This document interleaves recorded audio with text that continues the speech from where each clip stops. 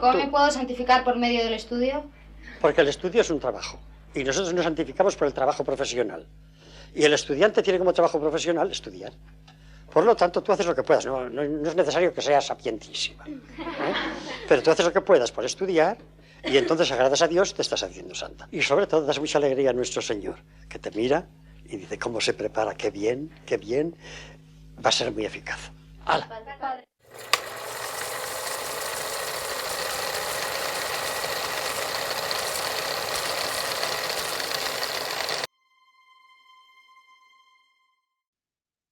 Bênção de Deus, paz e bem. Seja muito bem-vindo à nossa aula, o mínimo que todo católico precisa saber sobre leitura e interpretação dos textos bíblicos.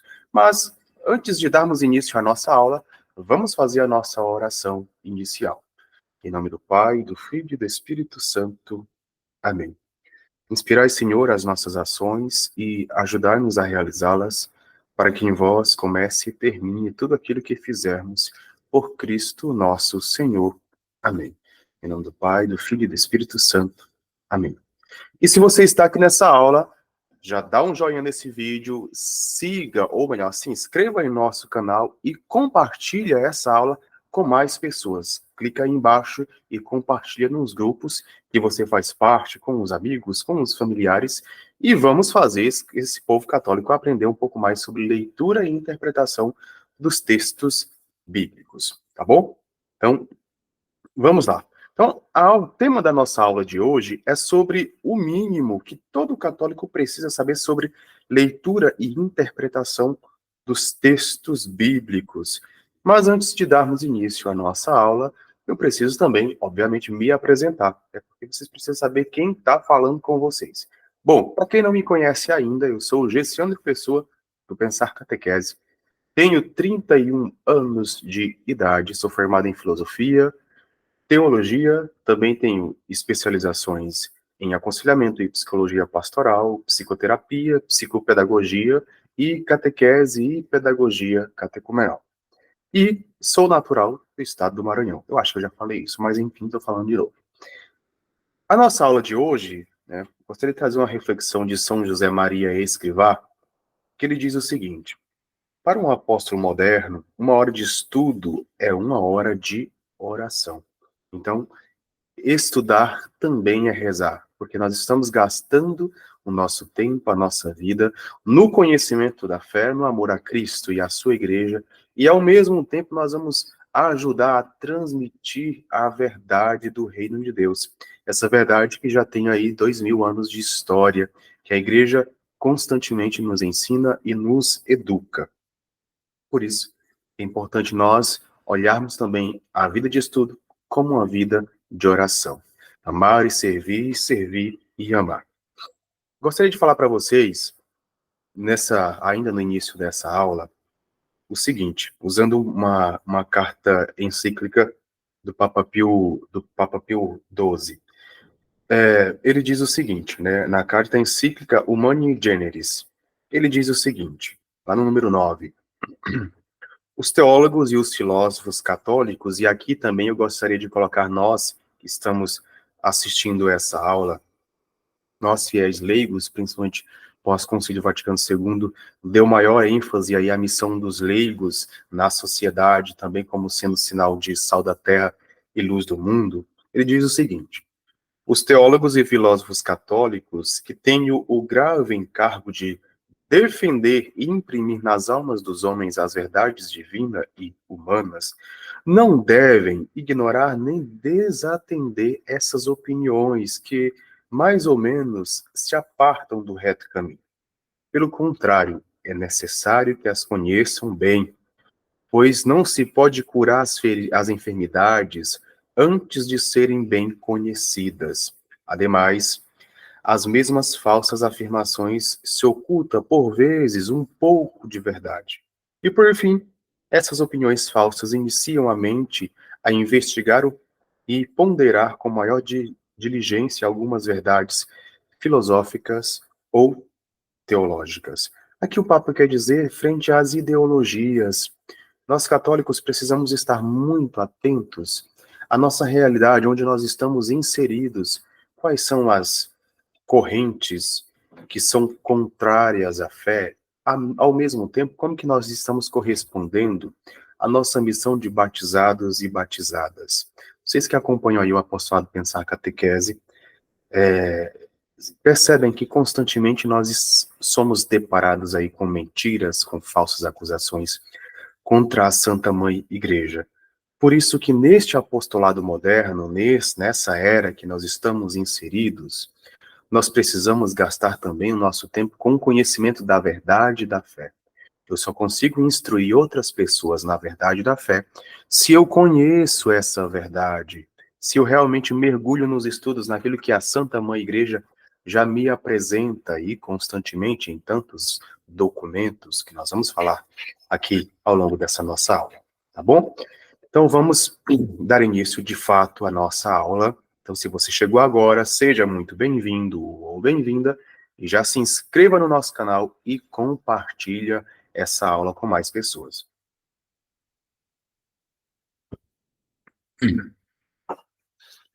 Para início de conversa, vamos começar trabalhando a partir do Antigo Testamento.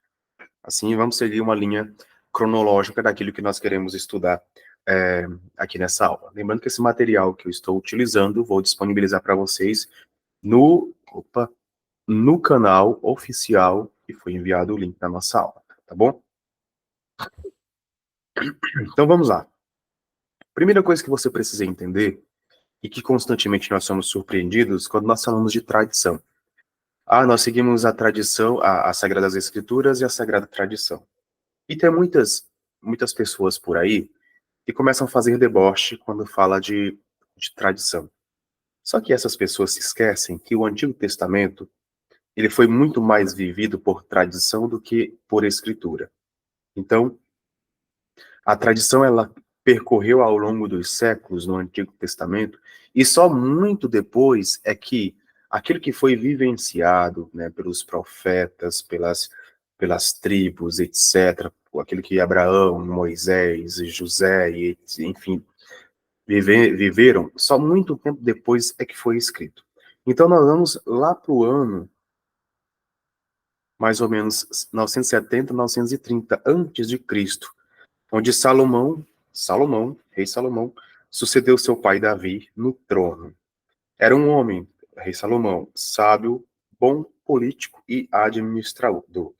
Aqui ele contribuiu, né, com a construção do Templo de Jerusalém em 960 antes de Cristo.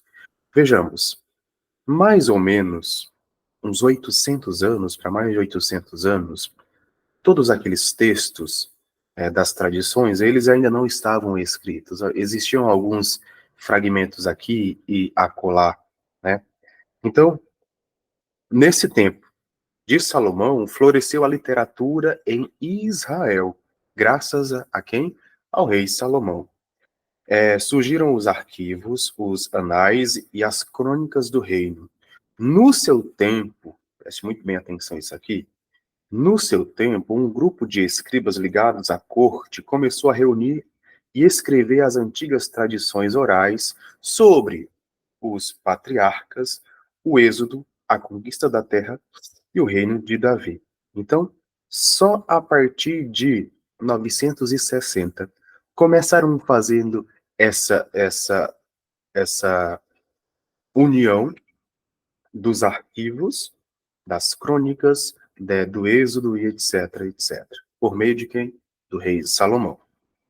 Essa foi a primeira grande obra da narrativa da Bíblia. Foi chamada de documento javista. Primeira grande obra da narrativa da Bíblia. Porque os autores sempre chamavam Deus de Javé. Por isso que vai chamar de tradução ou documento javista. Então, nós temos um longo percurso, ou um longo período aqui da história, onde as pessoas viviam uma fé por meio da tradição oral. Aquilo que era transmitido de pai para filho, em suas tribos, em suas aldeias, etc. e tal. Então, aqui já cai por terra aquele velho argumento de que a tradição oral, ou apenas a tradição, ela não é importante. sendo que o Antigo Testamento ele foi muito mais vivido por meio de tradição do que textos escritos, né? Obviamente, existiam os seus textos ali, mas a primeira unificação se deu aí com Salomão. Continuando, né? Agora nós vamos para a interpretação das Sagradas Escrituras à luz do magistério da Igreja. Já entendemos que, a princípio, o Antigo Testamento ele foi vivido por meio da tradição oral, e só depois que foi os textos unificados, redigidos, etc. e tal. A interpretação das Escrituras, segundo nos ensina a Santa Mãe Igreja. A Igreja nos diz o seguinte, na Dei Verbo número 12, Dei Verbo número 12. Para descobrir a intenção dos hagiógrafos, autores sagrados, devem ser tidos também em conta, entre outras coisas, os gêneros literários. Os gêneros literários, como que foi a composição desse texto? Como que é esse texto? Com efeito, a verdade é proposta e expressa de modos diversos. Se nós olharmos o Antigo Testamento, por exemplo, nós vamos ver narrativas diversas, porque aconteceram em tempos diversos da história. Não foram escritos no mesmo espaço-tempo, foram escritos em tempos diferentes por autores diferentes. Continuando, né? De modos diversos, segundo se trata de gêneros históricos, proféticos, poéticos e outros. Os textos, eles trazem consigo, além de tantos outros gêneros literários, eles trazem um gênero histórico, proféticos e poéticos. Gravam muito bem essa informação. Importa, além disso, que o intérprete, no caso nós que estamos aqui fazendo essa aula, busque o sentido que o hagiógrafo, o autor sagrado, em determinadas circunstâncias, segundo as condições do seu tempo e da sua cultura, pretendeu exprimir, e de fato exprimiu, servindo-se os gêneros literários então usados. Então, no espaço-tempo, os hagiógrafos, autores sagrados, ele fez uso de gêneros literários em um contexto específico, em uma realidade de compreensão de fé que não é essa nossa compreensão. É importante também a nossa grande dificuldade quando nós falamos de interpretação dos textos sagrados, porque nós queremos interpretar o texto a partir do nosso hoje, sendo que o contexto histórico, a mentalidade do povo era completamente diferente do nosso tempo. Então é importante nós termos essa compreensão. Os textos sagrados foram escritos em épocas e em períodos diferentes. Com efeito, para entender retamente o que o autor sagrado quis afirmar, deve atender-se convenientemente quer aos outros nativos de sentir, dizer ou narrar em uso dos tempos do hagiógrafo, quer aqueles que costumavam empregar-se frequentemente nas relações entre os homens de então, os homens daquela época. Então, por exemplo, nós fizemos a meditação há alguns anos atrás do livro de Josué, né? O livro de Josué ele foi escrito em um contexto diferente, muito diferente do nosso. Uma narrativa que às vezes é bem pesada frente às guerras, às perseguições, os extermínios, etc. e tal. O que aquele texto, né, aquele livro de Josué, tem a nos dizer? Que ele quer nos falar, tanto em sentido teológico, em sentido histórico, em sentido literário? E quais são os termos, os gêneros literários que aquele autor usou para fazer aquela narrativa? Isso também é muito importante quando nós falamos aí de Antigo Testamento. Eu vou explicar para vocês um pouco mais à frente. A igreja nos ensina, ainda na Dei Verbo, número 12, né, o seguinte: a Sagrada Escritura deve ser lida e interpretada com o mesmo espírito com que foi escrita, o mesmo espírito. Não conforme o nosso hoje, a nossa realidade, mas conforme o contexto. Por isso que cabe a nós, que estamos aqui nessa aula, nos situarmos no contexto, na história, na realidade daquele povo. Nós precisamos fazer essa reflexão aprofundada Quando nós falamos de estudo, nós não estamos falando de leitura orante da palavra, que já é outra história e nós vamos falar um pouco mais à frente. Continuando. Precisamos também dar não menos atenção na investigação do reto sentido dos textos sagrados, ao contexto, à unidade de toda a Escritura, tendo em conta a tradição viva de toda a Igreja e a analogia da fé. Se nós temos acesso às Escrituras tal qual ela se encontra hoje, com sua integridade, sem a corrupção dos textos sagrados, é graças à Santa Mãe Igreja Católica, que desde o princípio buscou preservar os sagrados textos. Por isso que nós precisamos olhar para essa unidade de toda a Escritura. Às vezes nós temos, entre nós católicos, e isso eu percebo e muito, nós temos a mania de fazer ou querer fazer a leitura e interpretação de versículos isolados. Isso não é ensinamento da igreja. A igreja não nos ensina a fazer interpretação isolada de texto, nem de versículo e nem de capítulo. Não tem como. Quais são as pessoas que fazem isso? Não são os católicos, ou não deveriam ser. Então, assim, o que o versículo tal, qual o significado do versículo tal? O que quer dizer Êxodo 20, capítulo 3? Isolado, não. Isso não é a leitura de católico. É preciso se situar no contexto. Porque se nós fazemos isso, ou nós isolamos o texto e queremos interpretar no hoje, nós cometemos aquilo que nós chamamos, nas aulas de história, principalmente, anacronismos. Tentar interpretar o texto a partir do nosso hoje, isolando esse texto de todos os contextos que o compõem. Então, não é assim que se interpreta texto. E a igreja nos ensina. É importante olhar a unidade de toda a Escritura, tendo como referência a tradição viva de toda a igreja. Acho que leitura obrigatória para todo católico seria a patrística. Olhar os pais da igreja, aqueles que definiram a fé, que deixaram ela cada vez mais sólida, defendendo as verdades da fé frente às heresias. Era uma leitura obrigatória para todo católico, para não se tornar presas fáceis na mão de certas ideologias, de certas seitas, etc. Continuando. Cabe aos exegetas trabalhar de harmonia com as regras. Existem regras na leitura e interpretação dos textos.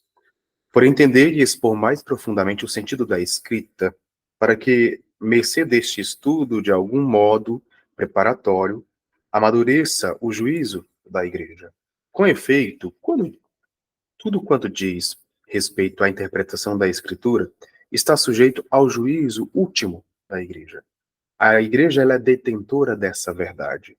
A igreja é detentora desse conhecimento. Ela que nos ensina e nos orienta e nos conduz numa justa interpretação.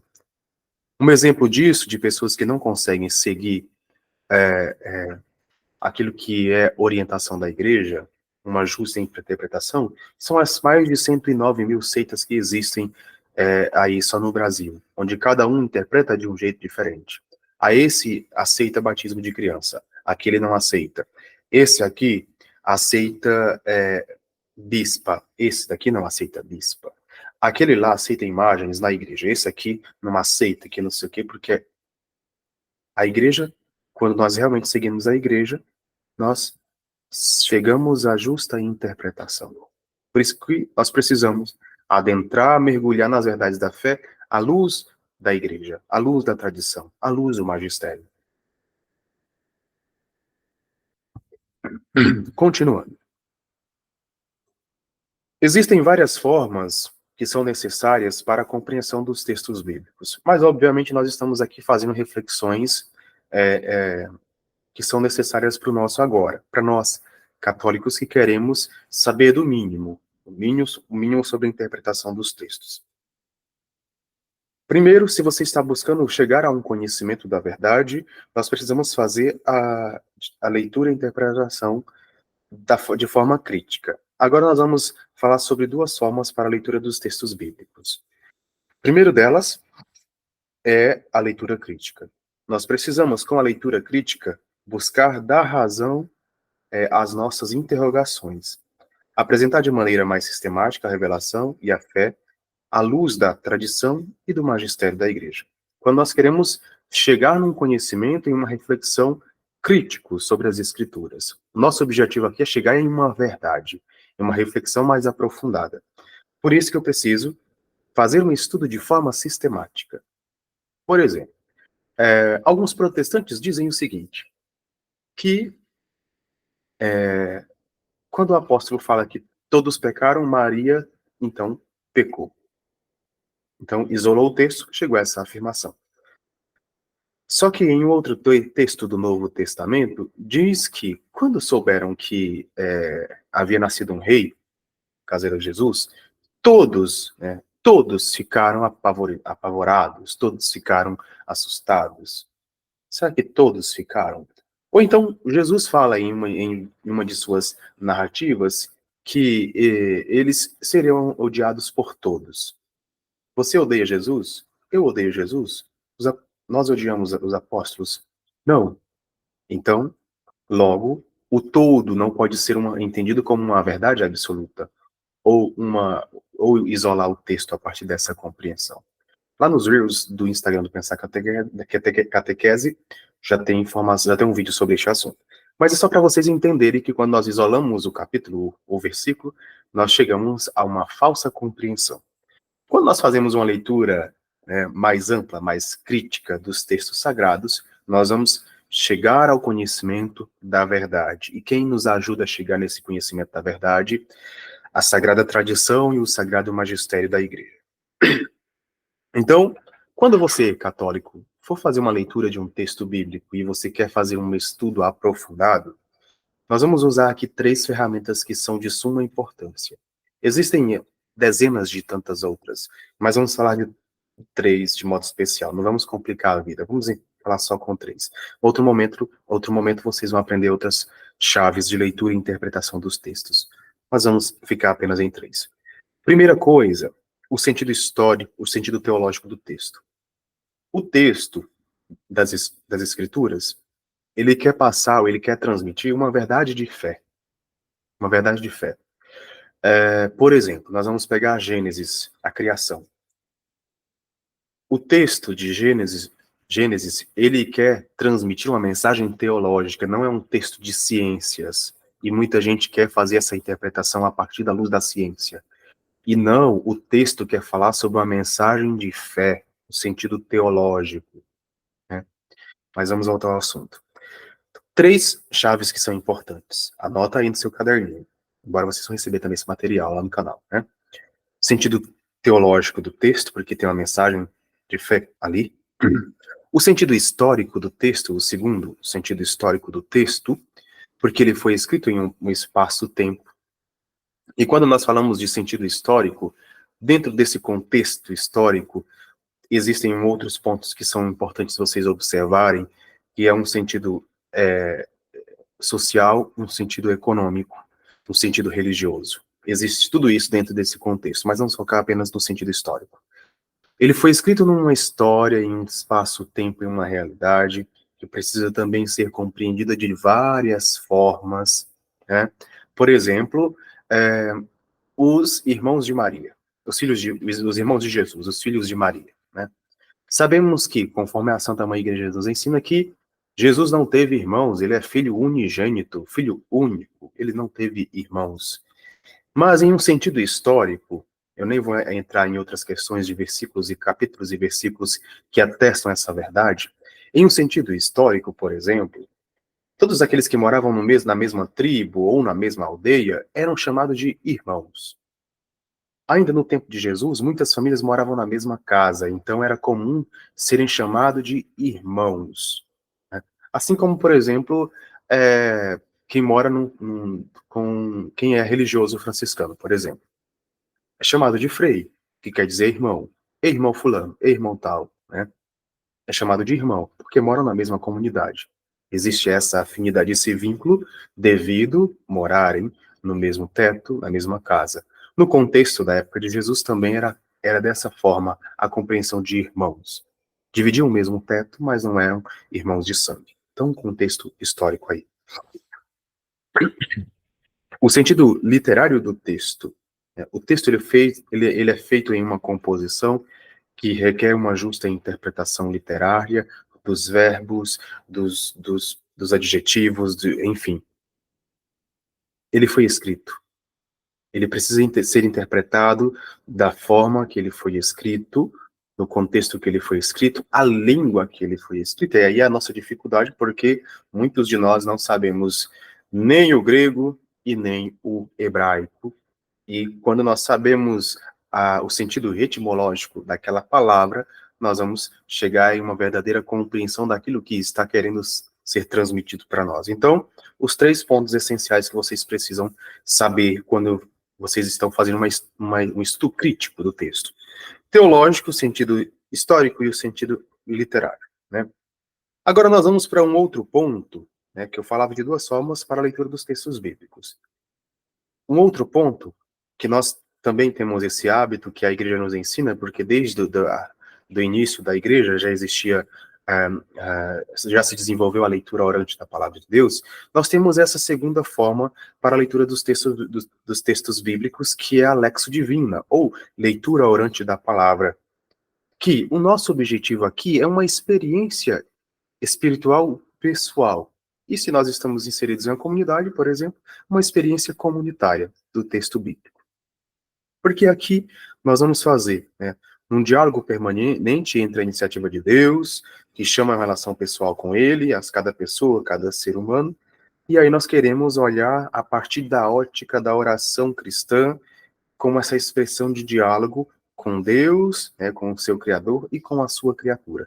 Aqui é uma outra história, porque nós não estamos preocupados em fazer uma interpretação crítica do texto. A leitura orante não é essa, eu vou chegar à verdade do texto. Não, eu quero fazer uma leitura espiritual daquele texto. Eu quero trazer aquela leitura espiritual para a minha vida hoje, é diferente do sentido da leitura crítica.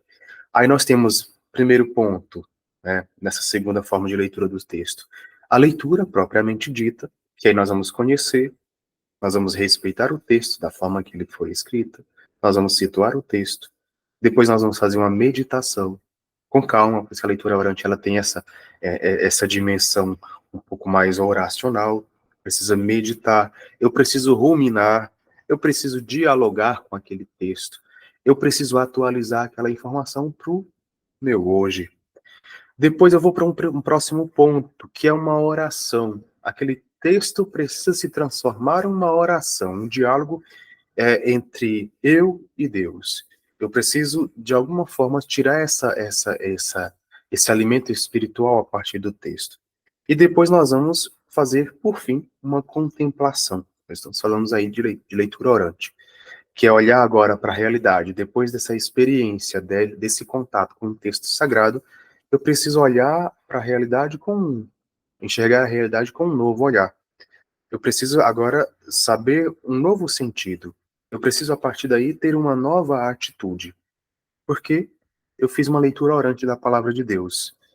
Eu busquei me alimentar na minha espiritualidade cristã e crescer na fé, de acordo com essa leitura, essa segunda forma, que é a leitura orante. Já a leitura crítica, não. A leitura crítica eu preciso chegar a uma reflexão profunda. Eu preciso saber, eu preciso pensar, que é o que nós vamos nos aprofundar principalmente hoje. Dei esse ponto aí sobre leitura orante, essas 2 formas de leitura dos textos, só para a gente ter um conhecimento aqui, porque o nosso objeto aqui, nosso objetivo é estudar, né? É nos aprofundar na leitura dos textos sagrados, para sabermos dar razão à nossa fé, para sabermos pensar quando alguém nos questionar de algumas narrativas bíblicas, ou quando alguém, ao invés de nos questionar, nos acusar. Vamos continuar. Ainda sobre a leitura crítica dos textos. Vamos pegar situações práticas que nós escutamos constantemente, principalmente nas redes sociais, às vezes entre familiares, etc. Vamos pegar lá o famoso Êxodo, capítulo 20, versículo do 2 ao 4, né? Ou como vocês já estão cansados de saber Êxodo 20, capítulo 3. Êxodo 20, capítulo 3. Aquela ladainha de sempre. Vamos lá. O que está escrito em Êxodo 20, capítulo 2, capítulo 20, versículo do 2 ao 4. Eu sou o Senhor teu Deus, que te fez sair do Egito, da casa da servidão. Sair do Egito, da casa da servidão. Vamos tentar imaginar qual era o contexto, né, que esse texto foi escrito, qual o contexto aqui dessa saída do Egito. Quem já fez a leitura aí do Pentateuco sabe muito bem o que eu estou dizendo. Da casa da servidão, serviço, né, da escravidão.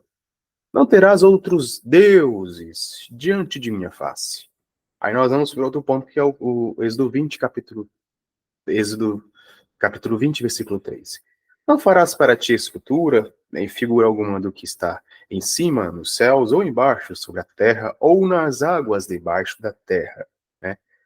Acho que muita gente acha que nós não temos acesso a esse texto, né? Não existe na nossa Bíblia. Mas, enfim, modo nordestino off. Agora nós vamos entender o contexto. Os egípcios eram politeístas, né? O povo lá do Egito eram politeístas, acreditavam e serviam vários deuses. Também o povo escolhido por Deus eram forçados a servir a estes deuses, né? Então vamos olhar o contexto histórico daquela realidade da escritura desse texto. Quando nós falamos de deuses pagãos do Egito, nós vamos ter várias narrativas, principalmente no Êxodo. Claro que, obviamente, o Antigo Testamento, praticamente inteiro, ele vai lutar contra o pecado da idolatria, dos ídolos. Mas se nós pegarmos, por exemplo, Êxodo, capítulo 12, versículo 12, também vai falar sobre os falsos deuses do Egito. Se nós pegarmos Êxodo, capítulo 15, versículo 11, também vai falar sobre os falsos deuses do Egito. Deuses com D minúsculo. Se nós pegarmos Êxodo, capítulo 18, versículo 11, também vai falar sobre os deuses, os falsos deuses. Êxodo 20, capítulo 3, a mesma coisa. O Êxodo 20, capítulo 20, versículo 23, a mesma coisa. Êxodo 22, versículo 19, a mesma coisa. Êxodo 23, versículo 13, também vai falar sobre os falsos deuses, né? Sobre os deuses do Egito. Então, Êxodo, ele vai repetir constantemente essa, né? Não farás para ti esculturas, não servirá outros deuses, etc, etc, etc. Porque era esse contexto que o povo vivia no Egito. Vivia uma fé politeísta. Eram forçados a abraçar uma fé politeísta. Não era a fé de Abraão. Então, Deus vai fazer essa insistência, mostrando que só existe um Deus. Esse é o ponto. Agora nós vamos, prestem atenção, para Êxodo 25, capítulo 25, versículo 18 e 20. Farás 2 querubins de ouro. Mas no Êxodo 20, capítulo 20, versículo 2 e 4, está dizendo, não farás para ti escultura, nem figura alguma, que está em cima, nos céus ou embaixo sobre a terra. Mas o capítulo 25, versículo 18 e 20, vai dizer, farás 2 querubins de ouro. Deus está entrando em contradição aqui. E os fará de ouro batido nas duas extremidades da tampa de um lado e outro de ouro, fixando-os de modo a formar uma só peça com as extremidades da tampa. Serão esses querubins, e querubins é o quê? É uma imagem de um anjo que está no céu, né? No céu. Aquele que foi condenado em Êxodo 20. Êxodo 25 está dizendo para fazer. Terão esses querubins suas asas estendidas para o alto e protegerão com elas a tampa sobre a qual terão a face inclinada. Então nós vamos perceber, existe uma contrariedade aqui? Existe. Existe uma contrariedade aqui se eu faço uma leitura isolada do texto. Se eu faço uma leitura e uma interpretação isolada do contexto histórico. Se eu faço uma leitura isolada da compreensão teológica. Se eu faço uma leitura isolada também no sentido literário do texto, aí sim, existe aqui uma contradição, existe aqui algo errado. Mas quando eu olho o contexto histórico, teológico, literário, tudo isso, nós vamos percebendo por que que, a partir de Êxodo 25, Deus manda fazer. E da mesma forma, seguindo essa mesma lógica, nós temos Êxodo 25, o capítulo 25, versículo 16 ao 22. Nós temos Números, capítulo 21, versículo do 8 ao 9. Nós temos também 1 Reis, capítulo 6, do versículo 23 ao 27. Aqui, todos esses que eu estou citando aqui são imagens que Deus mandou fazer. Imagens daquilo que está no céu. Imagens de escultura. Depois nós vamos para o 1 Reis, capítulo 7, versículo 28 e 30. Por fim, nós temos Josué, capítulo 7, que está lá prostrado diante da arca. Então aqui, isso seria então uma contradição, se nós olharmos a partir da lógica de alguns protestantes. Seria uma contradição, onde Deus está entrando em contradição. E na verdade não. A proibição aqui é a proibição da adoração aos falsos deuses, da idolatria. A proibição é de adorar os deuses egípcios, onde o povo foi tirado da terra da escravidão. Ele não está falando de ídolo propriamente dito, quando fala para fazer os querubins. Aqui são ícones sagrados que sempre nos direciona para Deus único e verdadeiro. Este é o verdadeiro sentido. Então, quando eu isolo o texto, eu chego a essa falsa e errada compreensão. Entende? Por isso que é importante você, católico, ter conhecimento da palavra de Deus. Ter uma reflexão aprofundada. Nós temos que fazer essas leituras dos textos sagrados, não de forma isolada. Você pode fazer assim se você está fazendo uma leitura orante da palavra. É diferente. Mas se você está buscando se aprofundar para dar razão à vossa fé, caso alguém venha te questionar, como diz o apóstolo, você precisa fazer uma leitura crítica. Eu preciso gastar tempo estudando. Uma hora de estudos é uma hora de oração, como vai dizer São José Maria Escrivá. Nós também, nessa realidade, nesse contexto, nós precisamos estar atentos a tudo aquilo que está à nossa volta, seja um falso evangelho, seja as ideologias. Porque é com a verdade da fé, a verdade que a igreja nos transmite, que nós vamos ajudar outras pessoas a também chegar a esse conhecimento da verdade, que nós primeiro tivemos essa experiência.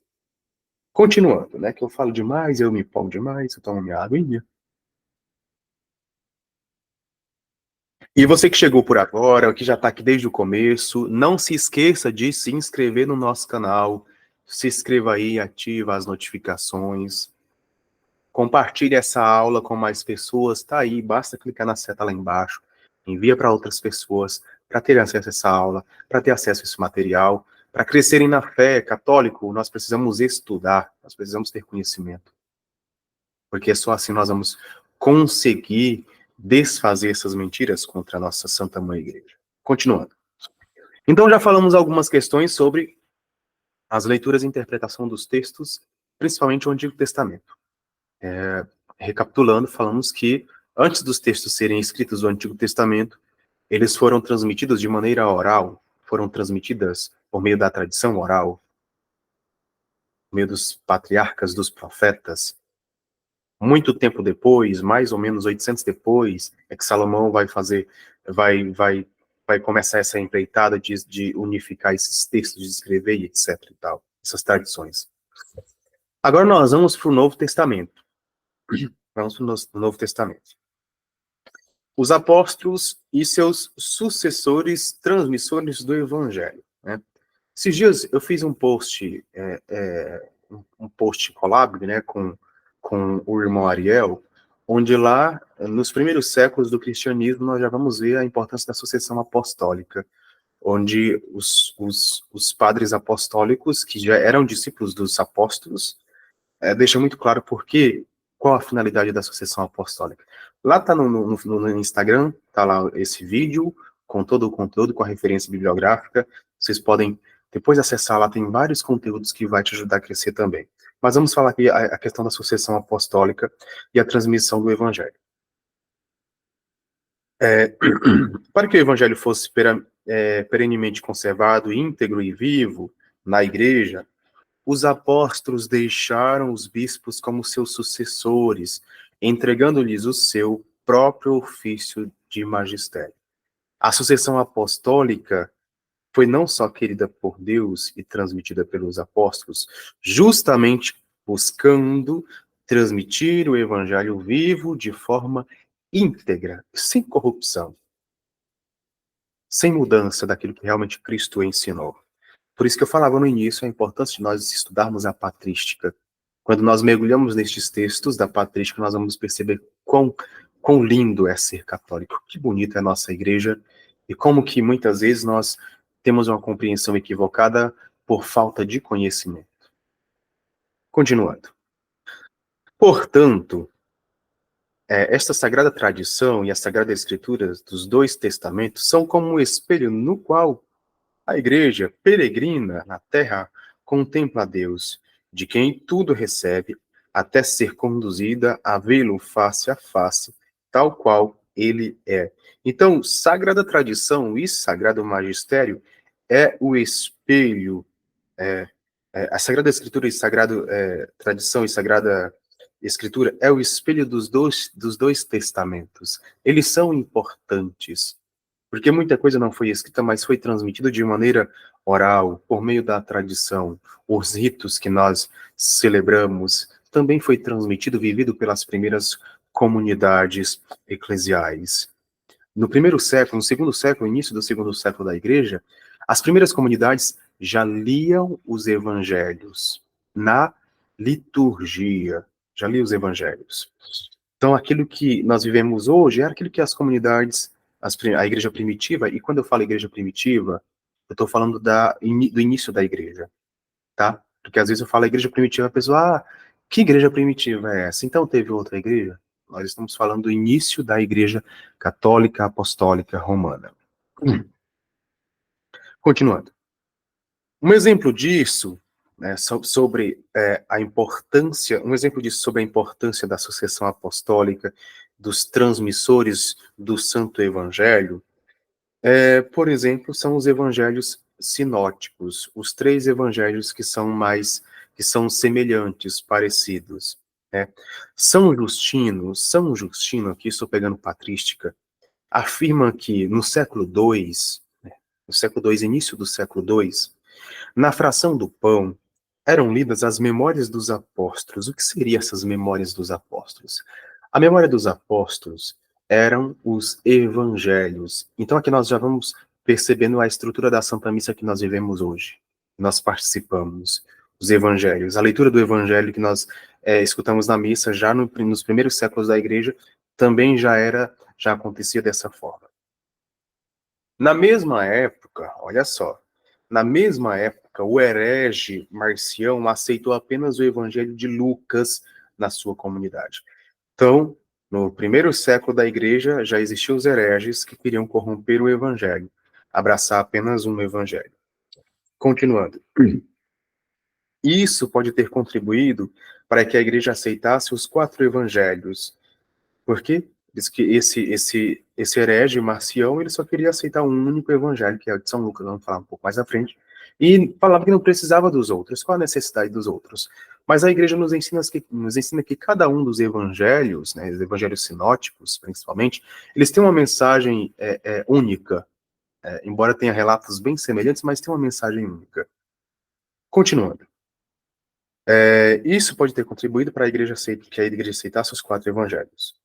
Quanto aos Atos dos Apóstolos, provavelmente foi escrito junto com o Evangelho de São Lucas, pelo menos, mais ou menos aí no ano 80, depois de Cristo, obviamente, né? Então, Atos dos Apóstolos e o Evangelho de São Lucas foram escritos juntos.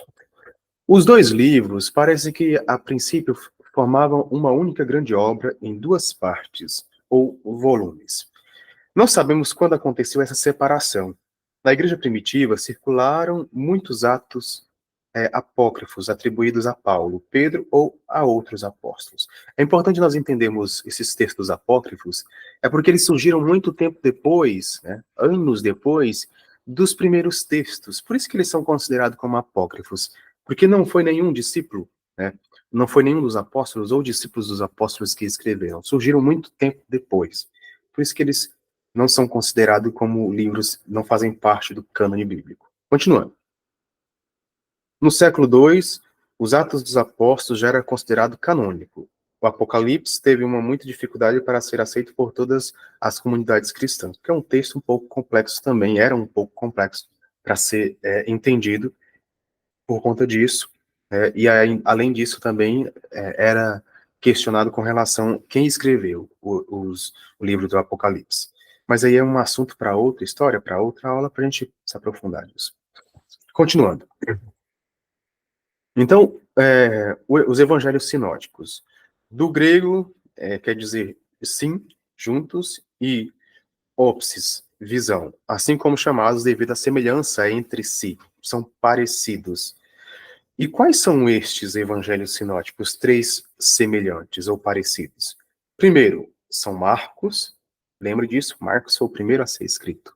São Marcos, depois nós temos São Mateus, e depois nós temos, por fim, São Lucas. Marco, Mateus e São Lucas. Nos 2 primeiros séculos da igreja, agora aqui um outro ponto importante. Vocês já perceberam que durante alguns dias eu comecei a perguntar, né? Eu sempre pergunto isso quando alguém começa a fazer algumas,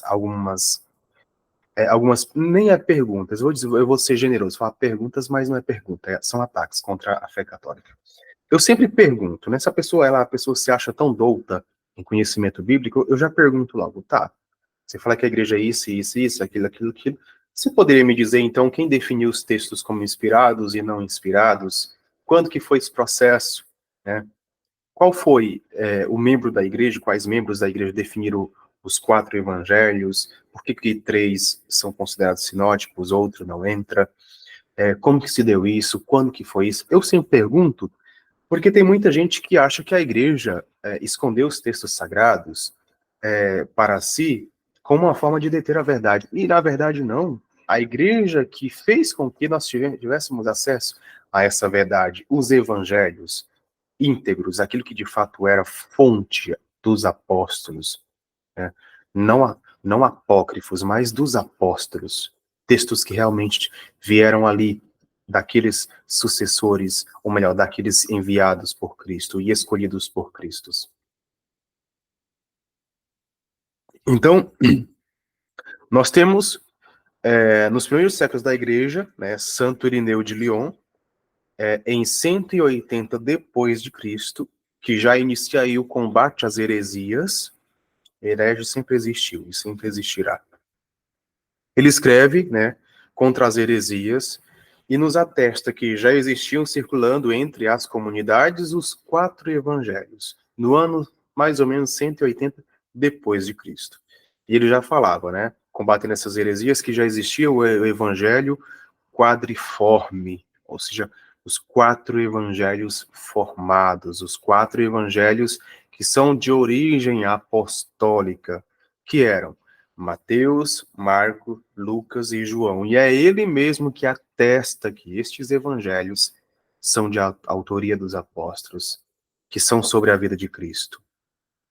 Esse ponto é importante, porque estes já estavam ali já no início das primeiras comunidades eclesiais. Os outros apócrifos surgiram muito tempo depois. Continuando. Depois disso, a igreja vai percebendo, ou vendo a necessidade de formar um cânone bíblico. E aí tem as decisões da igreja, tanto em concílios regionais, como, por exemplo, o primeiro que acontece em Jerusalém, como também os concílios universais, ou as decisões universais. Vamos falar um pouco sobre essas decisões, né? As primeiras decisões a respeito do cânon das Sagradas Escrituras foram tomadas em 3 concílios regionais, né? 3 concílios regionais. A igreja já viu essa necessidade de definir logo no começo, na igreja primitiva, justamente por conta dessa corrupção com falsos evangelhos, com falsas escrituras. Então, esses 3 concílios regionais aconteceram aonde, meu povo? Na África. Então, nós temos aí as raízes da fé cristã. A fé cristã tem suas raízes na África, como vai nos ensinar a grande estudiosa Patrícia, né? No concílio de Hipona, em 393, no concílio de Cartago, em 397, e no quarto concílio de Cartago, em 419. Santo Agostinho participou dos 2 concílios realizados em Cartago, no terceiro como sacerdote e no quarto concílio como um bispo. Então, aí nós já vamos percebendo a igreja definindo os cânones bíblicos. Justamente, o que é o cânone é justamente para manter a integridade dessa verdade. Se a igreja não fizesse isso, nós não teríamos acesso às verdades da fé tal qual ela é, porque muitos textos falsos já circulavam. Na era apostólica já acontecia isso. Vamos lembrar da carta de São Paulo aos Gálatas. São Paulo passa lá, evangeliza aquela comunidade, funda aquela comunidade, depois vai um grupo de espertinhos e começam a anunciar um evangelho diferente. E ele já inicia a sua carta dizendo, mesmo que fosse um anjo falando alguma coisa, não aceitasse, alguma coisa diferente, não aceitasse. Então, herege sempre teremos no meio de nós. Continuando. Em cada um destes concílios foi aprovado uma lista com os livros protocanônicos e deuterocanônicos, do Antigo Testamento e do Novo Testamento, em que coincidem com aquele que o Concílio de Trento adotou muitos anos depois. Olha só, 397, 419, já existia a lista dos livros protocanônicos e deuterocanônicos. Ah, mas a Igreja Católica só foi colocar esses livros que pá, no Concílio de Trento. Bem, errado. Tá errado. Errado. Vamos falar um pouco mais sobre isso mais à frente. Então, a igreja já tinha adotado essa lista de livros protocanônicos e deuterocanônicos desde o seu início, né? Desde o seu início, muito antes de Trento.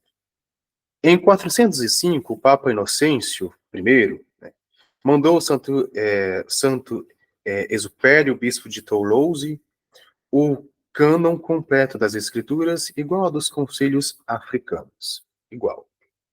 Agora nós vamos para um outro dado, já que nós falamos um pouco sobre os livros deuterocanônicos, os, entre aspas, dito por alguns irmãos, apócrifos, fecha aspas.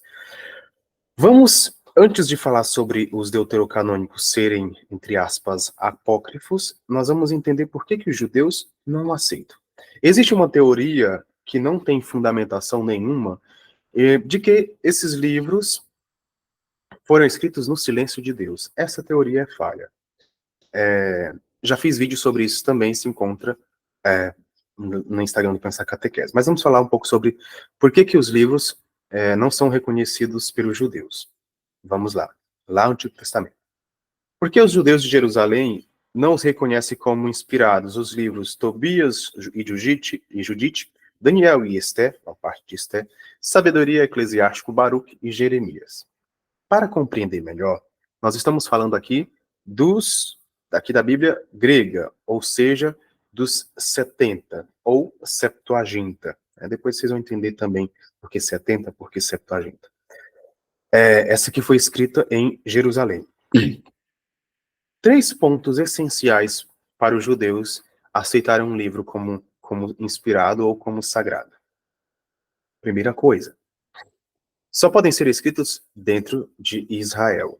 Tobias, Judite, Daniel, Esté, Sabedoria, Eclesiástico, Baruque e Jeremias não foram escritos dentro de Israel.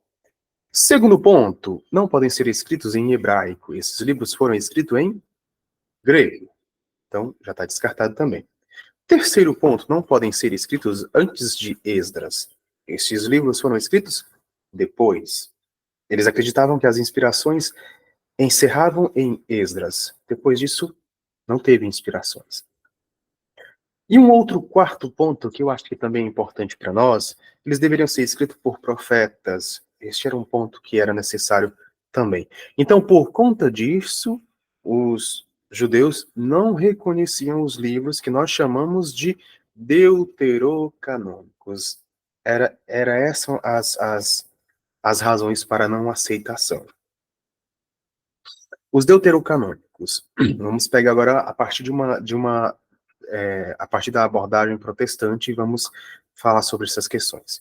Tobias, Judite, Eclesiásticos, Sabedoria, Baruque, Macabeus 1 e 2, acréscimo Daniel e acréscimo de Esther. Nós vamos usar aqui, inclusive, alguns patrologistas protestantes para reafirmar aquilo que nós já sabemos, aquilo que a igreja já nos ensinou. Nós temos dois posicionamentos, contra e a favor dos livros deuterocanônicos. Então, vamos pegar agora sobre São Jerônimo. São Jerônimo. Algumas pessoas usam São Jerônimo para dizer que ele não aceitava de maneira nenhuma esses livros, só que se esquecem também de fazer uma leitura crítica, que é o que nós estamos fazendo aqui, obviamente, sobre o contexto que São Jerônimo estava inserido, a sua realidade, a sua criação, a sua educação, a sua compreensão de mundo, a sua compreensão de fé. Tudo isso também é importante para a gente chegar ao conhecimento da verdade. Então, vamos lá. Seus testemunhos oscilam entre entre a sua reverência pela a tradição cristã, duas linhas, o testemunho de São Jerônimo oscilava. Primeira delas, a tradição cristã, que aceitava os deuterocanônicos, era a primeira linha aí da aceitação de São Jerônimo, e uma segunda linha do seu posicionamento, que era o seu respeito pelo hebraico, e o embaraço ao citar os livros não aceitos pelos judeus. Lembrando que a educação de São Jerônimo, principalmente seus estudos, foi através dos judeus. Ele tinha muito contato com estudiosos judeus, com rabinos. Então, nós temos aqui o São Jerônimo, que tinha uma reverência à tradição cristã, porque ele tinha esse respeito dele, de sua criação e etc., mas ele tinha uma outra realidade, que era a questão dos estudos. Era a questão dos estudos. E ele estava inserido em um contexto totalmente diferente do que nós estamos inseridos hoje. Hoje nós conseguimos ter acesso a outras informações, a outras realidades, como aquelas que nós acabamos de citar agora há pouco. Aqueles 3 principais pontos. E para ele isso também era um pouco distante de sua compreensão. Né? Os 3 e o 4º ponto que deveriam ser escritos por profetas. Nós vamos usar agora as falas de um patrologista chamado Kelly, patrologista protestante de 1940, que ele diz o seguinte: um dos maiores e mais conhecidos, diz o seguinte, né, segundo Kelly, um dos maiores e mais conhecidos patrologistas protestantes, há razões, e aqui eu até estou usando um autor protestante para não dizer que eu estou apelando, então vamos pegar autor também protestantes que são sérios, são intelectuais sérios, né? Ele diz o seguinte: as razões pelas quais São Jerônimo citou, na teoria, os deuterocanônicos como não canônicos, eram por questões táticas e pelo seu embaraço ao citar os livros não aceitos pelos judeus. Por que eles não eram aceitos pelos judeus? Porque não foram escritos dentro de Israel, não foram escritos em hebraico, foram escritos depois de Esdras e não foram escritos pelos profetas, né? Era essa a questão. Em outros lugares, embora admitindo que a igreja lê livros como Sabedoria e Eclesiástico, que são estritamente não canônicos, insiste na sua utilização somente para edificar o povo, não para a comprovação dos doutores da igreja. Essa foi a atitude que, com concessões temporais, por razões táticas ou outras, ele manteve para o resto da sua vida. Na teoria, pelo menos. na teoria, pelo menos. Pois na prática, ele continuou a citá-los como se fosse escritura. De novo, o que o moveu foi principalmente o embaraço que sentia ao ter que argumentar contra os judeus, argumentar contra aqueles que estavam ali ensinando a língua hebraica e o hebraico e o grego. Porque na lista de todos os textos que São Jerônimo vai utilizar, nós vamos ter uma lista gigantesca onde ele cita os livros como escrituras. Por exemplo, em 384, na carta 22 e 21, na obra, né, ele cita como escrituras. Em 389, 384, 389, ele cita também os textos deuterocanônicos como escritura, não como apócrifos. Depois, nós temos também, em Belém, em 394, ele cita como escrituras. Em 395, na carta 58, na obra 58, ele cita mais uma vez como escritura. Em 396, a mesma coisa. 397, ele cita como escritura. Em 399, 400, 402, 404, 405, no ano 406, no ano 410, no ano 411, 412, no ano 414, 417, 418, 419, ele também cita como escrituras. Ele apenas usa como não canônicos apenas 3, 4 vezes. 3, 4 vezes ele usa a citação não canônica, justamente por conta do embaraço e justamente para não ter que contra-argumentar contra os judeus. Essa é a verdade. Então, assim, os livros, aquilo que a igreja sempre ensinou, desde os seus primórdios, a igreja sempre estava certa. A igreja sempre estava certa. Agora nós vamos, aí você pergunta, mas por que a igreja bate o martelo, Gessiandro? Só no Concílio de Trento. Aqui nós precisamos olhar também um contexto histórico do que está acontecendo. A igreja continuou usando os livros, né, como nós olhamos aí nos concílios particulares, regionais. A igreja já usava os livros deuterocanônicos desde o começo, ela usava. Só que foi necessário uma definição não regional mais universal devido à deforma protestante. Por quê? Ali nós vamos percebendo que a igreja se sentiu obrigada a bater o martelo de forma definitiva como uma definição universal. Iria ser retirado, além dos 7 livros, Lutero com os reformadores também queria tirar São Tiago, que ele falava que ela nada mais é do que fogo de palha. O livro do Apocalipse, ele também queria tirar fora, porque para ele ali era um monte de bobagem. Nós também tínhamos a carta de São Judas, que ele também queria tirar, porque ele achava que aquilo não servia para nada. Então, diante de tudo isso, a igreja precisou bater o martelo de forma universal. Do contrário, nós iríamos ter, ainda pior do que nós temos hoje, uma corrupção do evangelho tremenda, tremenda. Então a igreja teve que bater o martelo de forma universal em Trento. Uma forma de salvar a mensagem do evangelho, ou melhor, salvar as escrituras. Este foi um dos motivos. Não foi porque, não usava, não sei o que, mas lá. Não é bem aí, não é bem assim. Por isso que é importante nós termos esse conhecimento. É importante nós estudarmos tudo isso para nós não cairmos nessas mentiras que são contadas para nós. Lembrando que esse material, com todas as citações, as referências que eu usei de cada um deles, eu vou deixar lá na comunidade Pensar Catequese. Comunidade não, canal Pensar Catequese, canal do WhatsApp. Vou deixar o link do canal na descrição desse vídeo e também o link se encontra na biografia do Instagram do Pensar Catequese. E se você está até agora aqui, não se esqueça de se inscrever no canal do YouTube do Pensar Catequese, ativar o sininho, compartilhar essa live com mais pessoas, melhor, essa aula com mais pessoas, porque é um conhecimento que muitos precisam ter, muitos precisam se aprofundar para não cair em mentiras que constantemente nós vamos encontrar por aí. E assim, nós vamos concluindo a nossa aula, mas hoje tem uma grande novidade para contar para vocês. É que, a partir de hoje, nós vamos dar um próximo passo no Apostolado Pensar Catequese.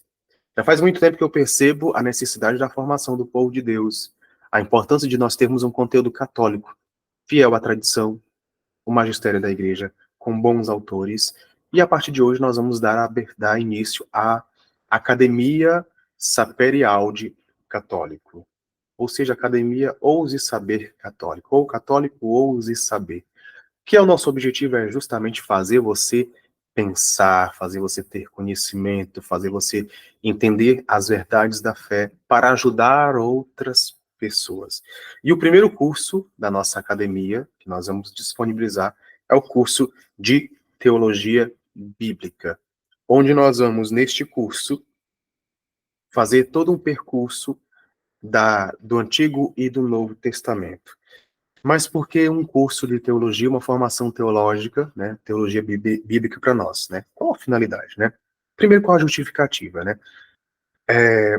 O curso de teologia bíblica da nossa academia, né, oferecido pelo Pensar Catequese, obviamente, ele surge com a necessidade da formação dos fiéis leigos, para que nós que estamos aqui nessa aula, possamos corresponder à evangelização hoje, como é necessário nós católicos de verdade, não católico de IBGE.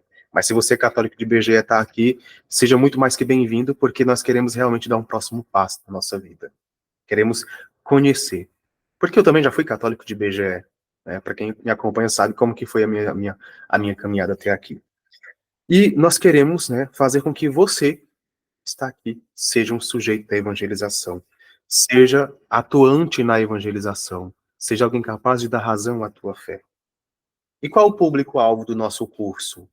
Diferente dos outros cursos que o Pensar Catequese oferece, esse curso ele foi feito voltado para lideranças pastorais, para movimentos, para catequistas, para demais agentes pastorais, para todos aqueles que não estão em nenhuma pastoral, mas querem ter um verdadeiro conhecimento da palavra de Deus, né? Então, assim, tudo aquilo que eu aprendi ao longo dos meus 6 anos de teologia, eu vou buscar transmitir para vocês. E qual é o nosso objetivo? O curso, ele visa oferecer uma compreensão mais acessível, eu acho que isso é importante para nós, né, da Sagrada Escritura. Ele quer apresentar fundamentações históricas e sistemáticas, mais do que aquele que eu apresentei para vocês hoje aqui. Queremos apresentar a partir dos documentos da Santa Mãe Igreja, a interpretação da Bíblia na Igreja, Dei Verbo, sem deixar de lado as considerações teológicas, históricas, literárias, pedagógicas, proféticas e espiritual, porque a gente precisa também crescer na fé.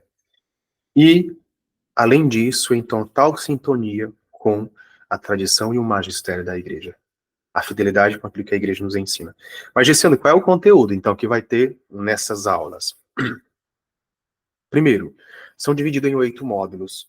Primeiro módulo que você vai ter acesso, a introdução à Sagrada Escritura, as aulas já estão lá na plataforma. Segundo módulo, exegese do Antigo Testamento, vai estudar o Pentateuco, os históricos, todos esses livros aí.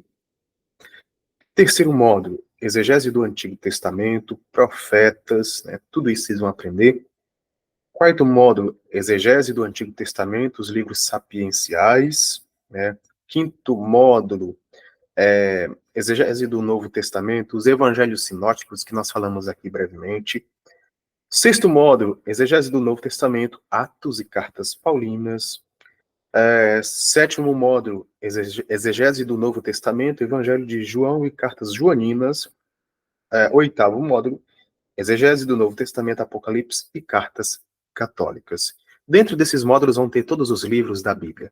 Todos.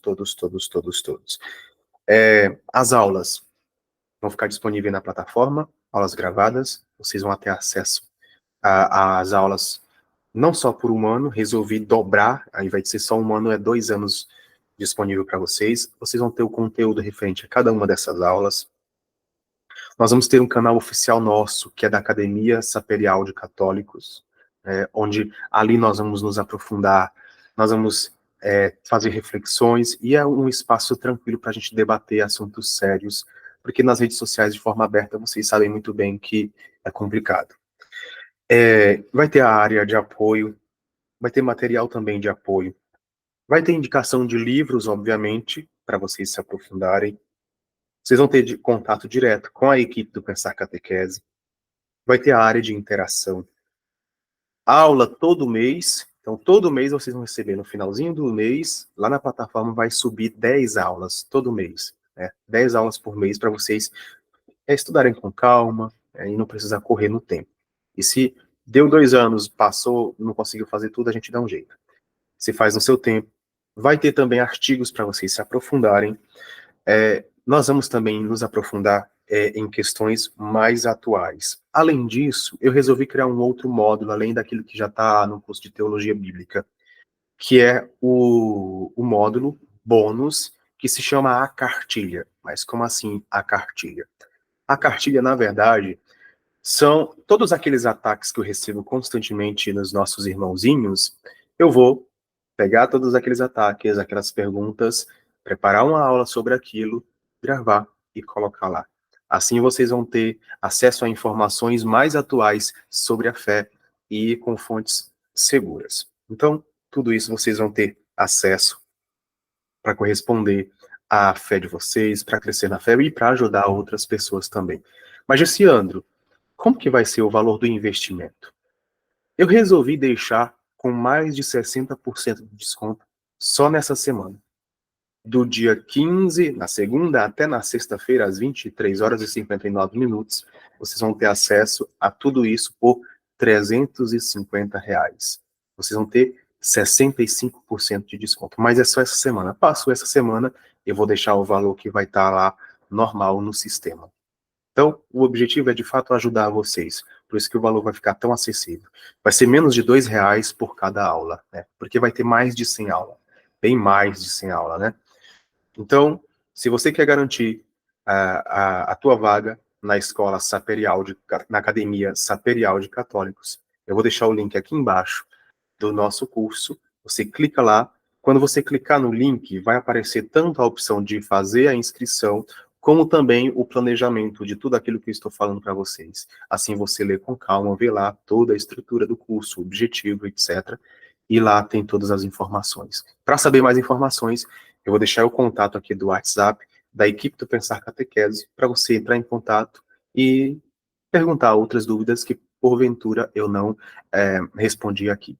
Lembrando que a aula, esse material, essa aula de hoje, vai ficar no nosso canal oficial do WhatsApp do Pensar Catequese. O link também vai estar aqui na descrição do vídeo. Só basta clicar lá, entrar, acessar e baixar o material dessa aula e também o conteúdo programático do nosso curso. Tá bom? Muito obrigado pela participação. Deus te abençoe e a gente se encontra lá na nossa Academia Saperial de Católico. Ali onde nós vamos crescer na fé, na espiritualidade, no amor de Deus, a Cristo e a Santa Mãe e Igreja Católica. Deus te abençoe. Paz e bem.